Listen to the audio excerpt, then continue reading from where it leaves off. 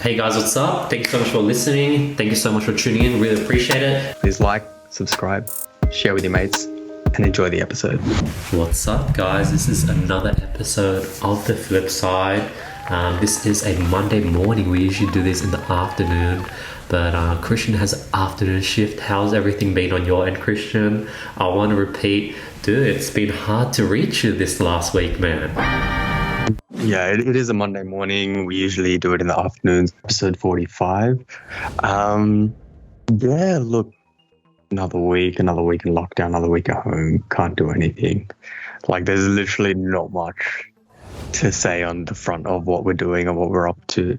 What did I do? I'm trying to read. Let's see, I think I remember you're doing a lot of cooking, you're playing FIFA, you're free after 9 p.m.s. Only you're doing something before 9 p.m. But yeah, of course. Pro clubs goes off. Pro clubs, you got to make you have time in the day, and then you spend time.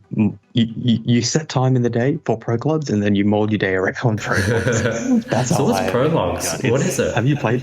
I have not. Oh, it's so fun, dude. It's like we used to play ages ago in the lockdown. We used to play ages ago in high school, and then lockdown came. We got back into it. So it's essentially it's a mode in FIFA where you can get like up to 11 of your mates, and you all like playing in you'll play a position in a team. So like we only have like five or six boys, and then it just goes off. Like it's hard. If you haven't played it before, it's hard to explain, but it's just fun as hell, because like when someone makes a mistake or when you score a goal, it's like proper team effort. It's super fun. But that's about it. Like cooking a lot, learning how to cook, spending time with family. That's the main thing. And yeah, that's about it. What about you, brother? What if anything new?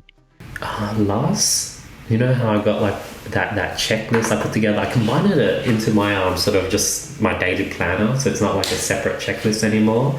And it's been man, I've been pushing hard over the last 2 to 3 weeks. And not only have I been doing things, I've been doing big things that I would be usually scared of. I'm clearing out the tax. I'm looking into trademarking my company.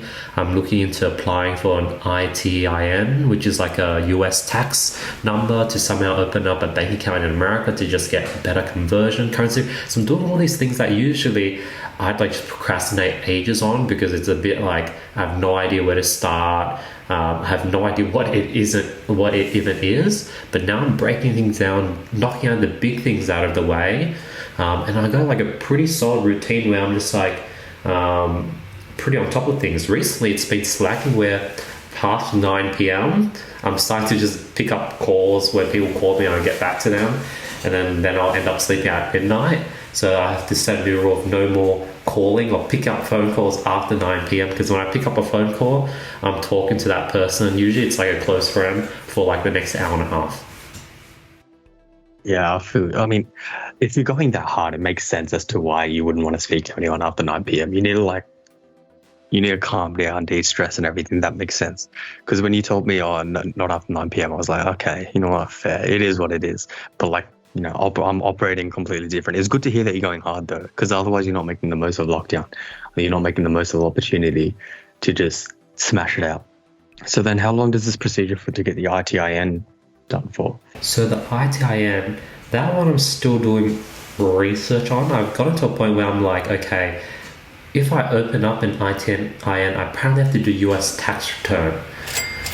So it's one, what is a US tax return? Can I literally say distribute $1 to my US account? Is it that simple, or do I have to do my whole thing? Based on that, I'll be able to be okay, is that worth saving 1.46%? That's how much I would save. So if I make 100 grand, I'll save an extra 1,400. If I make $1 million, I'll save 14,000. So then that'll be the next step, weighing it against that. But there's two processes. Option one, fill out the form, put it in an envelope, get my passport, put that in the envelope, and ship it to the United States. And just have it sit there for months, and then they'll open it and they'll review my application and they'll give me an ITIN apparently. Or I could look for a US acceptance officer, someone from Australia. They have this license, they're a lawyer, where they can sort of verify your passport on your behalf or on the United States behalf. It's like a dedicated JP, I guess, Justice of Peace. So that's the second option, but then you have to pay them $250 just to do that process. And you have to pay them even more if you want them to confirm and make sure that your ITIN will go through. And I've seen some random online things where you pay $500, you get an ITIN, and you don't even have to do any US tax returns or something. So it's like all over the place, but I'm starting to figure it out as I put in more and more research. And usually when there's like a big intimidating task like this, I usually just don't do it at all. But now I sort of break it up into just like research. I should break it up into more research, and then collecting of required documents or asking people that I know. Collecting, like I can literally break up this task into 4 or 5 things, and that's what I should be doing to make it easier and less intimidating. Yeah, I know what you mean, but sending your passport, surely you can just give a copy. Do they need your actual passport, like physical passport? Yeah, you can't send them a copy. You can only send them a copy if you do it through the acceptant agent, but then you have to send them the passport, but it's in Australia, so you'll send it one day and you'll get it back the next 2 days or something. So it's less risky, but now you pay $250 just to get them to check it off. The one thing I'd say is, like, if you do send the passport to America, it's kind of just like, shit, you don't know the complications around it, like as to the time frame as to when you're expected to get it back, because so many people might be applying for this at the same time as you, or like, you know what I mean? And then if your application is at the bottom of the pile, per se, it just becomes a very complicated issue, especially if you do need to travel as an emergency somewhere. But like, look, you can't travel anywhere at the moment. It's not your primary form of identification. I understand sending it out, but yeah, definitely do a little bit more research, I guess. It's interesting though. Like, it's good to finally see the stepping stones getting larger and larger and going higher and higher, because compared to this time 1 year, we didn't start this time 1 year ago, but we nearly started this time 1 year ago. Very different space. No G-Wagon, no Rolex. Wow, 1 year. G-Wagon, Rolly, all this. What have you dedicated it to? What would you say this year? Because this is probably the biggest year of growth that you've seen. What would you dedicate it to? What would you say has been the biggest factor of you getting to the business is at today? So like, wait, just before, I like it, because you have to, doggy cop, yeah, because you have to agree, this past year you've seen bigger growth than what you have previously. In 1 year you've done that much, right? Something would have been different. So that's hence, yeah. I think it's like this exponential compounding effect. Actually, let's share my screen. I spent Monday doing this weird thing. Not too weird, but it's different. So in my mind, I was like, it's like making like 10 trillion possible. Obviously, this isn't this is not my freaking estimate. Like, I'm nowhere near this. Like, I'm not on track to make 1.2 billion by 26 yet.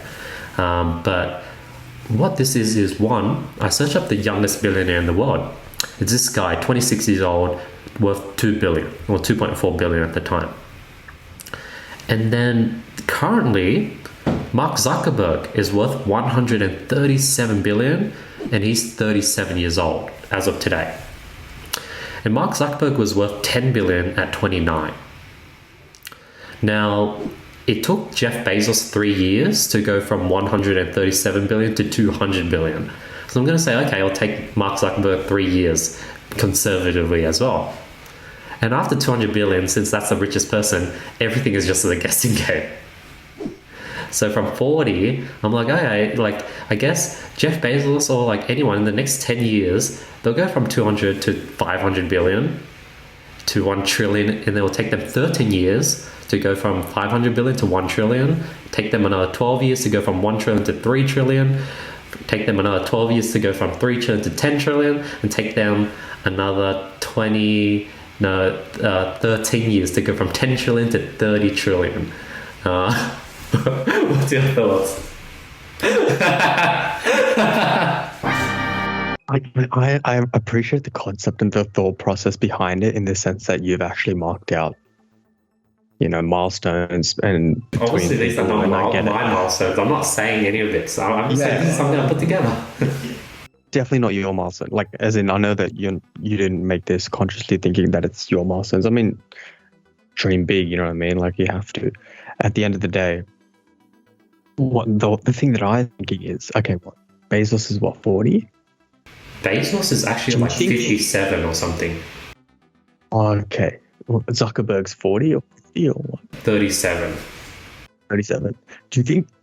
Because Zuckerberg, he is just compounding his wealth. I think Bezos is the one he's letting he's still accumulating wealth, but he's going to be pumping it into his Blue Origin, is that what he's calling it? Blue Origin. Oh yeah, Blue Origin. You're right. Yeah.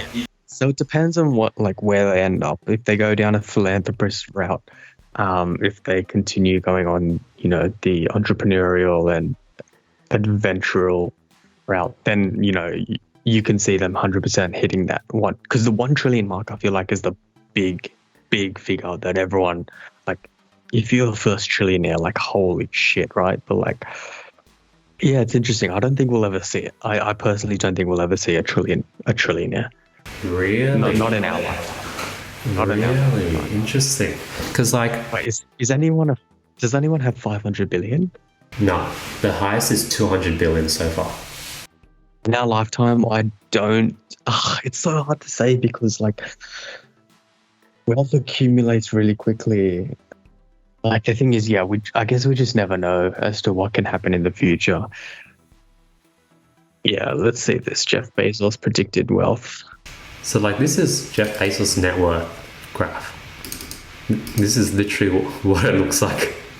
Holy shit! Yeah. And this kept going higher okay. because he's 200 billion now. This capped at 2018 at 140 billion, but in 2 years he went from 140 to 200. Yeah, that's true. I mean, if that's only 2 years, then I guess in another 10 he will. Now let's go to Elon Musk's. It's projected to he will. I'm just saying, in terms of what they decide to do, in the next 5 to 10 years, really determines it all because, I guess it is one of those things. But it's $1 trillion is mental. It's they just have to 5x, I guess. Yeah, that's true. But yeah, I think Elon Musk is crazy. He just rocketed in 1 year.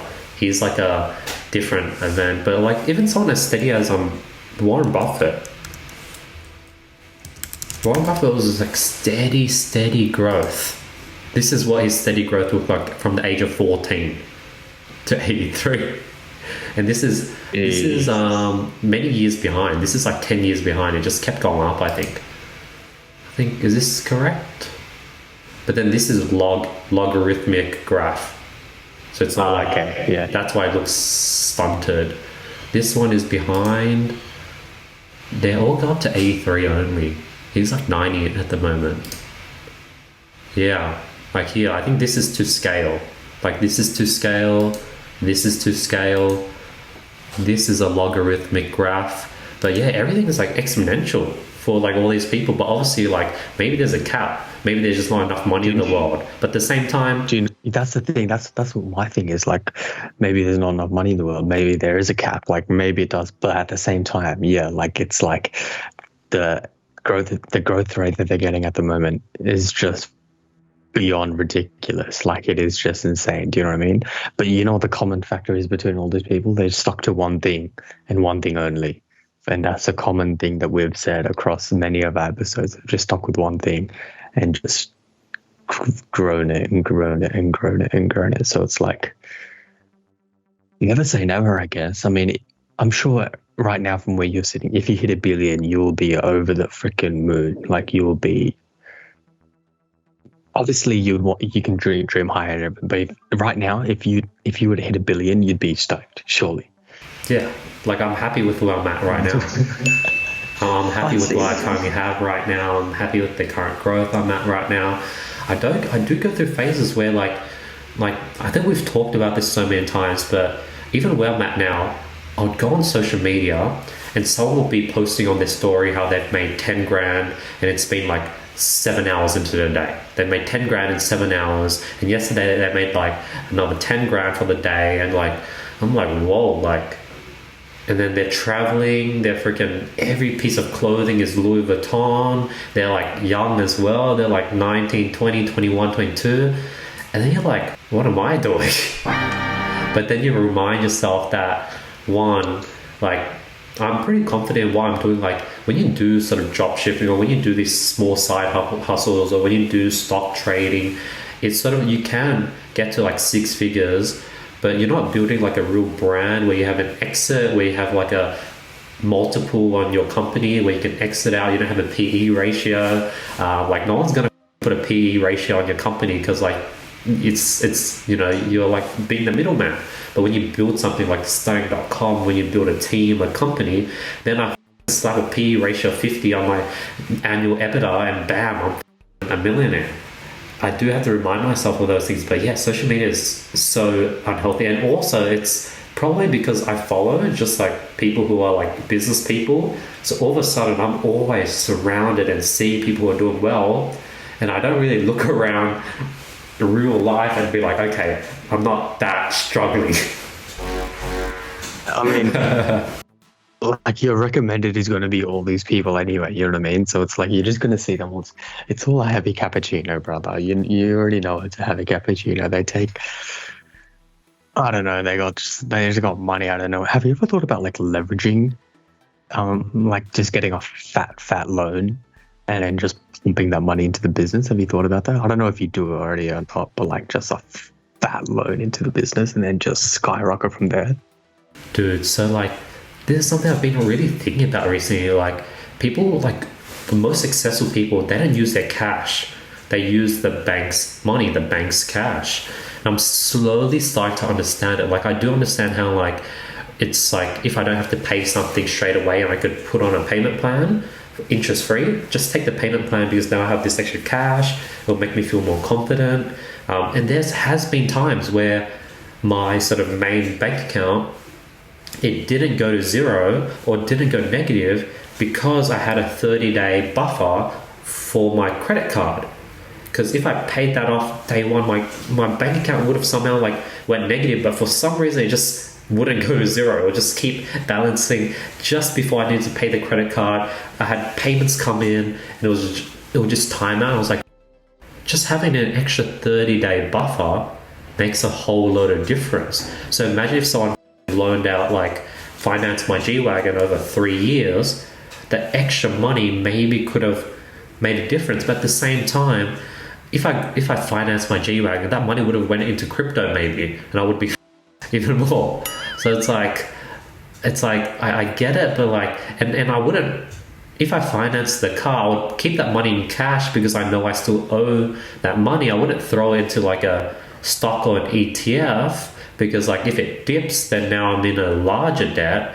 So I'm still trying to understand. Like, I do get the time frame on how, like, it's just, I think worst case scenario where I'm at is if the 2 or 3% interest that you pay does not outweigh the extra confidence you have having that cash sitting in your bank account.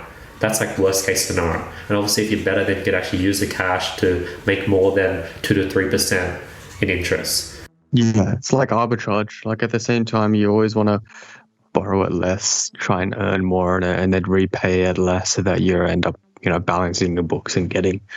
I mean, that's in a perfect financial world. But like, my point of view was like, would you ever consider taking out a loan, or like, getting leverage to, for a project of yours? I wouldn't say like, get it just to like do whatever you want with the money, but to inject that into the business, grow a project that you've been wanting to work on, but like you've been holding off because you need the funds or whatever, or just really scale the business up. That's like, because I think, I mean, it makes sense. Like, if you want to start a business in, say, Sydney, small business, you go to the bank, you get a bank loan to get everything set up and everything, right? So like, your appliances, furniture, if you're a cafe, food, everything, right? You have that running bank loan until you get positive and pay back. Like, obviously, I'm not saying you need a bank loan, but I'm saying, would you consider it injecting it straight into the business?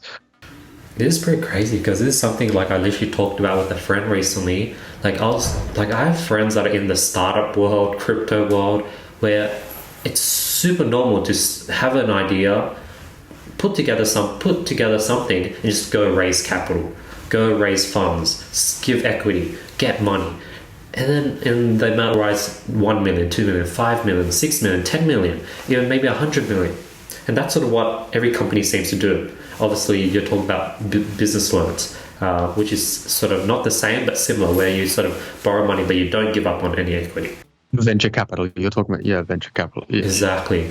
And then in my mind, I was like, one, I couldn't understand because, like, one, I've been able to grow this business from nothing, just using my own money. And it's been able to compound and grow at a pretty fast rate, just me reinvesting the money I make into the business. Now, if I were to be given $5 million, to be honest, I wouldn't know how to spend it. Like, I would hire maybe an assistant, I might get an office, but I still have another $4 million. I can hire a shit ton of people, but I know that the returns wouldn't be as high because now I'm just spending the money, and I'm not at that level where I know how to. If I hire like a freaking manager, how am I going to be on top of the manager where I haven't worked my way up? So I've sort of gone to like a bottom up position where I've just steadily been growing. But I think like the people like Mark Zuckerberg, they've been able to freaking get a loan, efficiently grow higher, and they've been able to play catch up, and it's sort of paid off in the end. But they've also given up a lot of equity. Like if they owned 100% of their company, like literally, I think if Bill Gates kept his 40% stake in Microsoft, he might be a trillionaire, literally. But I think the conclusion is maybe I feel like I don't know, or I don't have enough experience to spend the money if I were to get a loan. But at the same time, maybe you learn how to spend money when you do get the loan and you do push things faster, but then you lose equity in return. So, Yeah, you feel like you're like fighting like a level 3 boss, and then suddenly you come up against a level 100 boss and you don't have any armor or any equipment or anything. You just get thrown straight to the deep end. You have suddenly $5 million. that's such a good metaphor. Krishn. You're right. Imagine if you're level 5 and you've been given a ton of money, and you just buy everything that looks like it's good. You buy a strong sword, strong armor. One, you're going to be overpaying for shit because you don't know. 2, you probably get shit stuff because you're getting ripped off because you don't know. It's like a next level shit. And 3, maybe like you'll get away. You might be able to slay the boss, but just barely. Yeah, but it's faster. It's faster, but it's like you will get all this.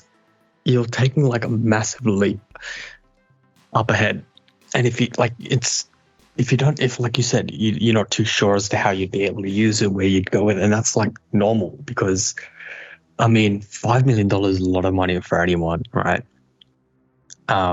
Regardless of anyone's position, anyone would say yes to $5 million, right? But it's like how to use it, where to use it, and then you suddenly go from a person who's very good at running current situation, current team, to like escalating to going from a process which requires like 7 years of, hard work and eventual realization to going 0 to 7 in 30 seconds with $5 million. Does that make sense? Like you've suddenly skipped all these steps and you suddenly want to get, it's hard. But I mean, if you have plans or projects, then it does kind of make sense where you can just like go all in on them because you have the funding, you have the angel investors' money now. That's what you need. You need an angel investor.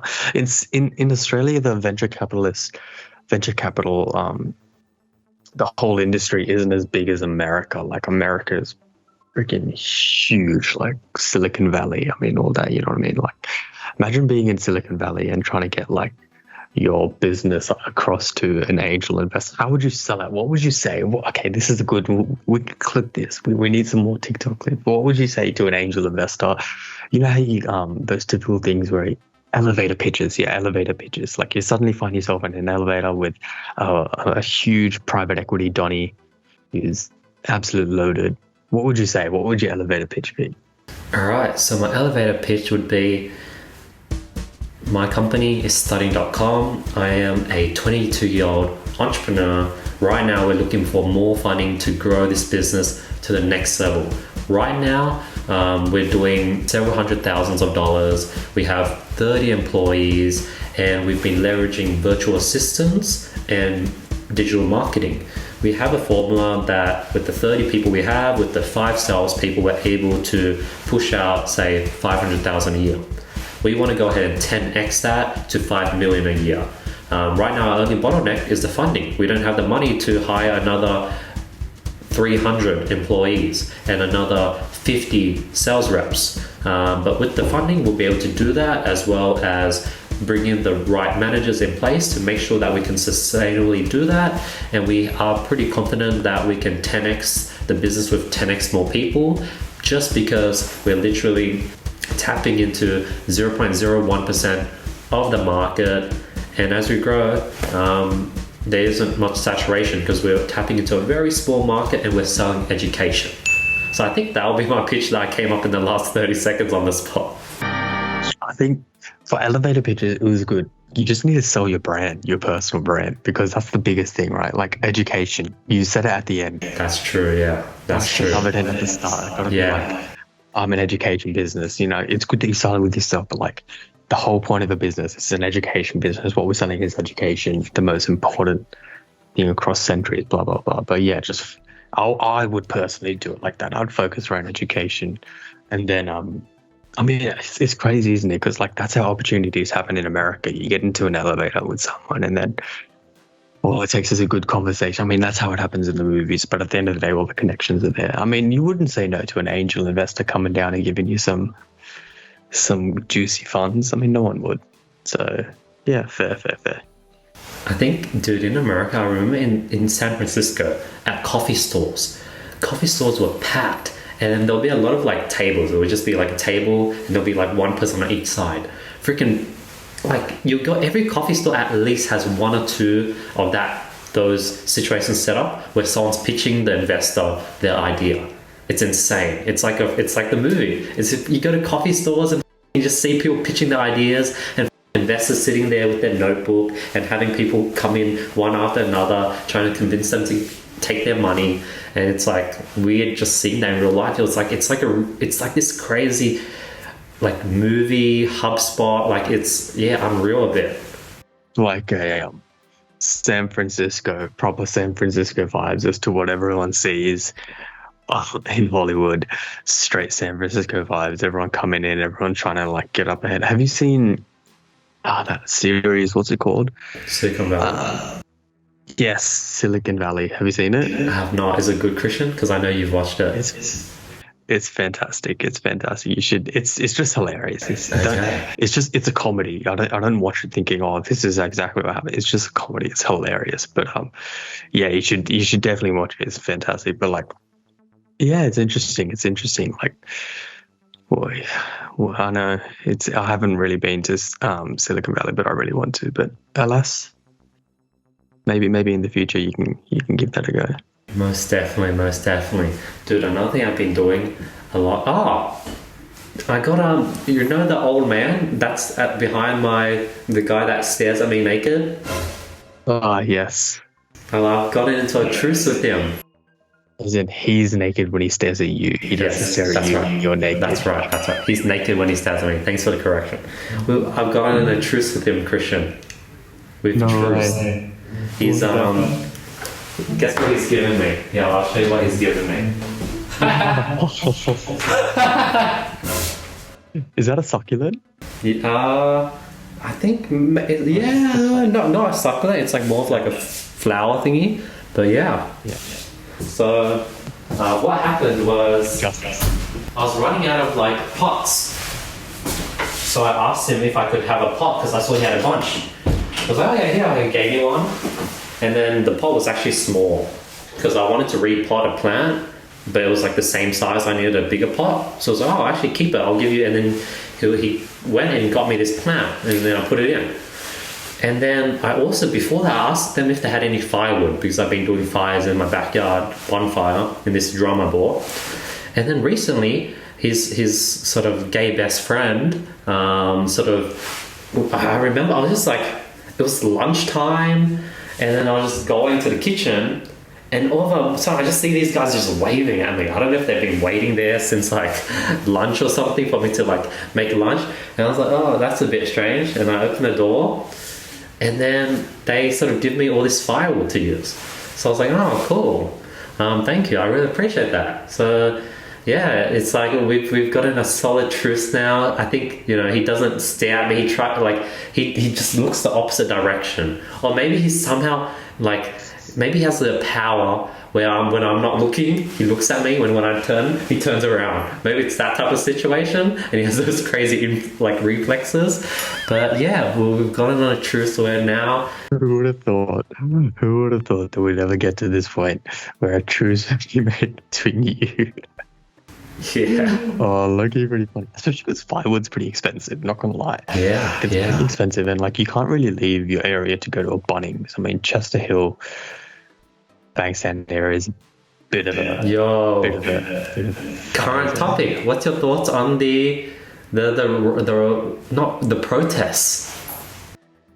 Oh man, same thoughts as I had last year. These guys are absolute buffoons. I can see where they're coming from.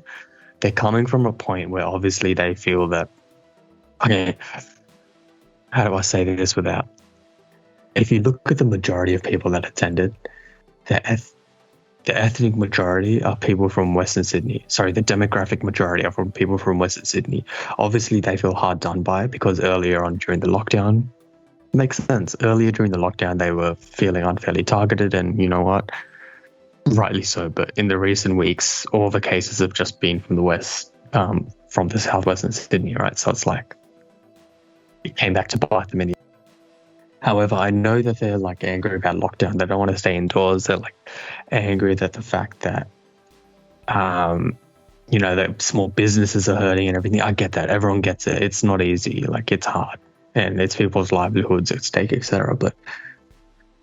It's just selfish, it's stupid, it's ignorant, it is just cowardly, it is absence of thought, absence of mind. These guys are stupid. They don't really understand the bigger and wider problem, and that's my opinion on it. You can have your opinion. I probably won't respect it if it's different, or if it's like, I respect that you have your own opinion to anyone that could, you know, not just to you, but to anyone. I respect that you have an opinion. I just may not respect that opinion if it is stupid. But yeah, that's my. I don't know what your thoughts on it. What do you think? I'm just over it. I was so over it. I'm just over it.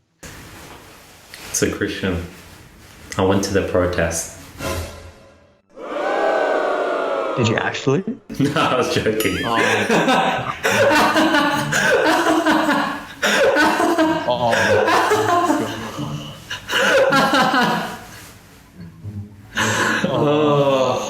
Like literally, like. I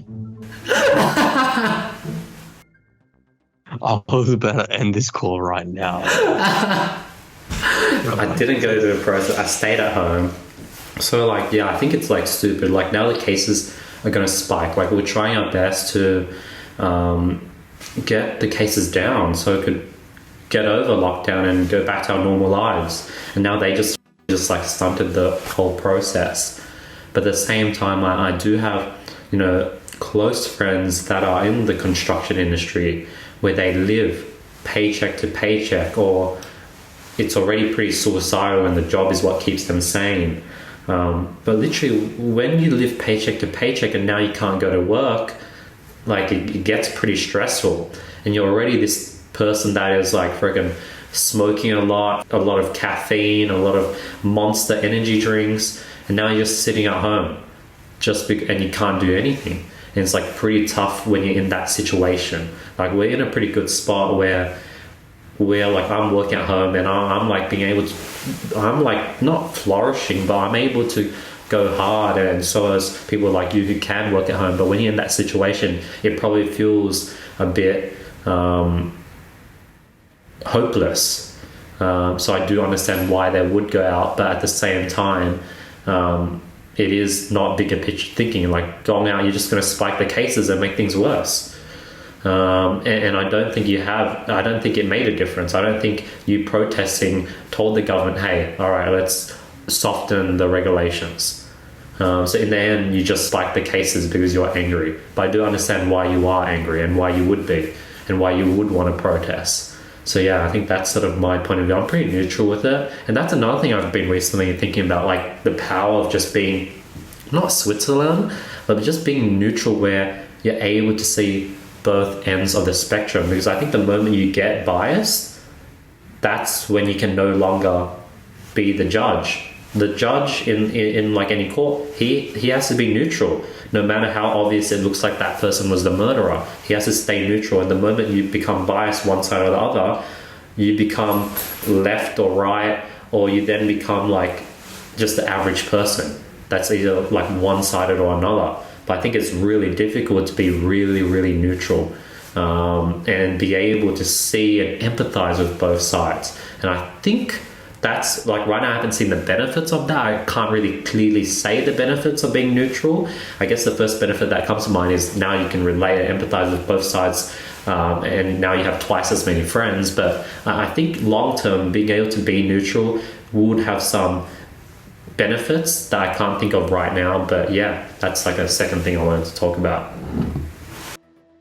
I can sort of see where you're coming from, but I think my thing is having an opinion doesn't mean that you can't empathize with or see the other view. It's about having a healthy discussion, etc. At the same time, it doesn't necessarily mean that you have to remain neutral or impartial when it comes to, you know, big things that are happening, or like, you know, societal issues or governmental issues, etc. Being neutral sometimes doesn't really have any benefit at all. You just seem like a bystander. But I know where you're coming from, like in the sense that you want to empathize with both sides, etc. And that is a big thing, because you need to be able to see from the other point of view. And 100% see the view from the small business owners, and that's like it's not easy, and that's on the government. Like if the lockdown is to be extended, they'll need to bring back JobKeeper 100%. They'll need to bring something back. They'll need to bring back another reform.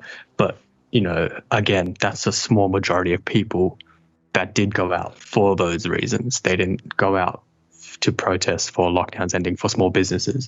They literally did it because it was, well, for a majority from what I was able to see on social media for the protest being organized, just stupid anti-vax reasons. And I saw a screenshot. This is just pathetically stupid. Like when you see people like this, it just takes away from the genuine people that are like, you know, like generally frustrated at the lockdown because of their small businesses and everything. And like, you know what? I completely do for them and like feel for them. But these people don't deserve anything. Like they deserve, like, they're just... Hitler gassing Jews, same as government with the vaccine. And I'm sorry, but if you have a neutral opinion on that, especially that particular banner, like I have nothing to say, because that's like, that is beyond. The banner itself said Hitler gassing the Jews is the same with the government and the vaccine. Like, have your reservations about the vaccine. Like I said, have your opinions. That's fine. I don't respect it to anyone. However, don't push your agenda on other people like that. Like, God damn it. But at the same time, I can see people thinking that the government does it on it. But we're going to close this topic here because we're going on and on and on. But yeah, like, it is what it is. Oh, I was talking about so another idea that came to my mind with the being neutral. I think you're right. Like, you need to make decisions, because I was going to say that being neutral has helped me clear so many company dramas and issues, just getting people on a call, hearing both sides, letting them voice it out. But sometimes it's pretty obvious that one person is slacking, and I'm like, all right, let's just fire that person. And I see why that person is slacking, but at the same time, you suck, so let's fire you because we've given you many chances. But maybe me being neutral is the side of me where I sort of give them chances to a point where I just then fire them. So you're right, you have to be neutral, but you have to make decisions. There's nothing wrong with being neutral. Like, it's so hard to be neutral in any circumstance. And if you are able to be neutral, it is a major like personality trait of yours. So you're able to, you know, take a big step back, assess everything from a high point of view, and then make a decision. I get what you're trying to say. I get it. But what I'm trying to say is, like, in some situations, yeah, like, you know, sometimes you just have to. But at the same time, you can't be neutral about everything. Like, some certain situations require an opinion. And like you said, like, you can't, like, being neutral doesn't mean that you're playing judge in every situation. But in some situations, you know, if you're a mediator, you're a mediator. You need to be neutral across other situations. But yeah, sorry to interject you. I don't think it's stupid to be neutral at all. But yeah, I 100% agree with what you're saying. Dude, when I listen to Joe Rogan, he does this thing where he is like neutral, but he also jumps on different sides. So you might be talking about why vaccine is important. Then he might come in and be like, yeah, but you know, vax, like it's a pre-test vax, it's like, and he might come in with a counter argument, but not in an aggressive way. And then you would sort of further back your point on why vaccine is good. And he'll be like, yeah, that makes sense, because like the other sides won't see. So he, like, I don't know if he purposely does it or he does it to create like interesting conversations, but he always bounces on different point of views. I think one, if you just say yes to anything, it creates a boring conversation.